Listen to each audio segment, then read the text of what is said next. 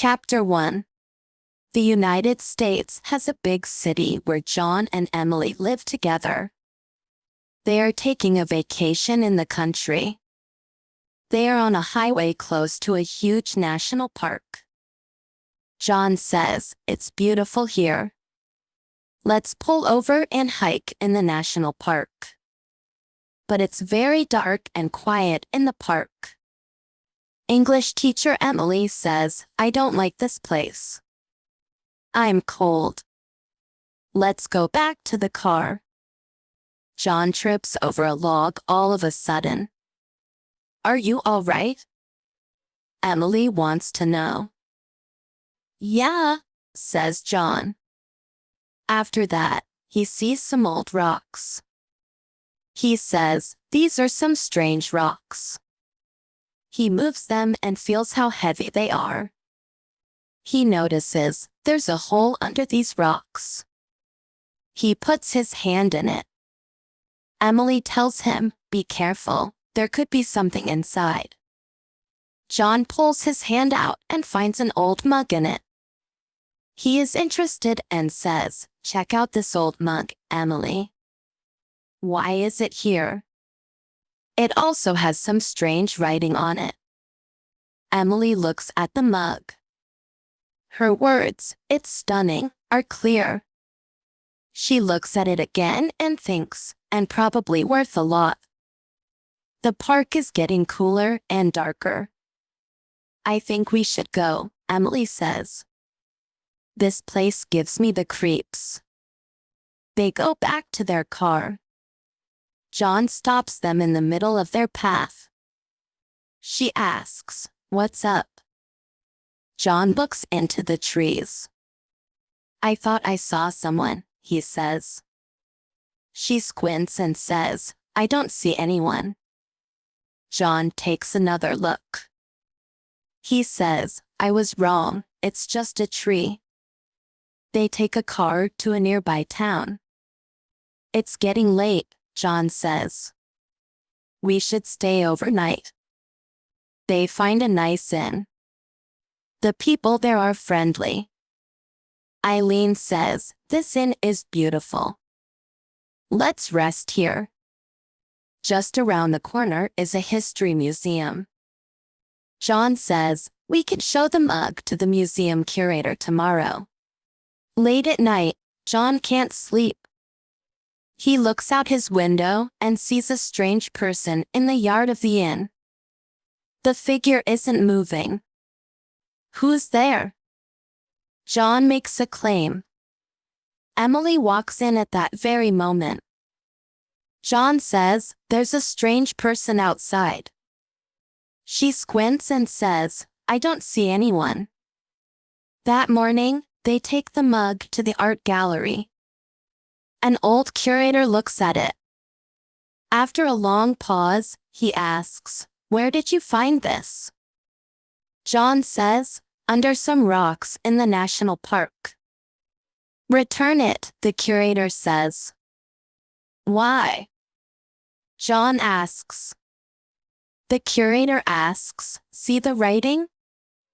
This mug is said to belong to Erickson. Be careful." "Who's Erickson?" John is curious. "It's an old Viking name," the curator explains. "The park has places where Vikings were buried. This is from where Erickson is buried. Return it." Later, John suggests returning the mug at a nearby cafe. "Are you serious?" Emily replies. "Just a relic from a long-gone Viking." But John is not sure. Suddenly, he sees a person he knows. He says in a whisper, "Erickson is here in this cafe." He runs over quickly, but the figure is gone. Emily and the bag with the mug are no longer at their table when they go back. John sees Emily quickly leaving in her car. His voice goes up, "Emily, where are you heading?" She doesn't stop, though. As she drives farther away, she thinks about how valuable the mug is next to her. She tells herself, John is thinking too much. I'll sell it in New York. John runs to the curator right away. The curator checks and asks, "Where's the mug?" "Emily has it," said John. "That's not good," the curator says. Though Ericsson is long gone, tales of Viking spirits linger. He offers to use his car.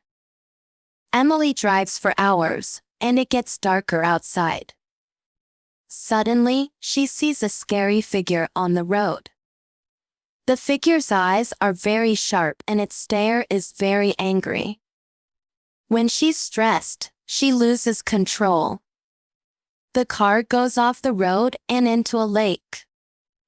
In the end, the police find it. "There's a woman inside," one adds. John is very sad.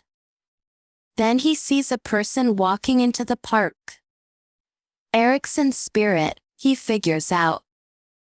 Now, though, the spirit is gone, and its mug is back. John feels sad. He wants Emily. "I need to return the mug," he thinks. It's him who goes to the park. It's a big park. He thinks as he walks. It's hot outside. John comes across the old rocks. The mug is put under the rocks by him. He's feeling better. A man comes to John one day. "Hello, my name is Mike," the man says. "I know what happened. I'd like to help." John gives a smile. He says, "Thank you, Mike." They become good friends. John and Mike visit the art gallery. The old curator is talked to. He or she thanks the person. Now the park is happy. John and Mike are also happy. They leave the gallery. They see a coffee shop. "Let's eat," Mike says. John gives a nod. Their food is sandwiches. They have coffee. They laugh and talk. There is peace in the park. There are green trees. The birds are singing. The old Viking spirit is not making noise. The mug is at home. John thinks about her. He feels bad, but he knows he did the right thing. He tells her, "Goodbye, Emily. I will remember forever." The moral of the story: John has a cup. It's an old mug. It comes from the park. There are trees in the park. There are big trees there. John finds the cup. He thinks it's unique. It's not normal to be special.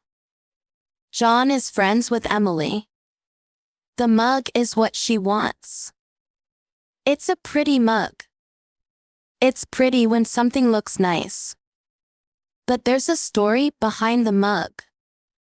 A story is the same as a tale. An old man knows what happened. The old man has a job in a gallery. There are old things in a museum. John hears what the old man says. "The mug is not for us," he says. "It's for the park." John believes. He's sad. He needs to do the right thing. To do the right thing is to be good. Mike is now a friend. John needs Mike's help. They visit the art gallery. The old man is talked to. This old man says, "Thank you." Saying, "Thank you" means you like someone. John is good friends with Mike. People who are friends help each other. They go to a coffee shop. A cafe is a spot to eat and drink. Their food is sandwiches. You can eat sandwiches. They have coffee. Coffee is something you drink. They're happy. They are amused. Laugh is a happy sound. It's quiet in the park. Peaceful means nice and quiet. There are birds in the park. Birds make noise. To sing is to make music. The cup is now in the park. It's under some rocks. Things on the ground that are hard are rocks. The park is glad. John is pleased. Mike is pleased. Old man is pleased. John is sad too, though. Being sad means you're not happy. There is no Emily there. John thinks of Emily. Says goodbye. To say goodbye means to see you later. What do we learn then? We learn how to pay attention. We learn how to behave well. We're happy when we do the right thing. Doing the right thing makes the park glad. Doing the right thing is good. Having friends is important. Friends are helpful. Our friends laugh with us. Friends are great. Still, it's important to remember. Remember the people. Think about the past. The past is the past. You should say thank you. You should say goodbye. We need to be nice. Always be kind to other people. This is what the story is trying to teach us. Be nice. Do what's right. Make friends. Add thank you. Say bye. Read old tales. We learn from stories. They're important.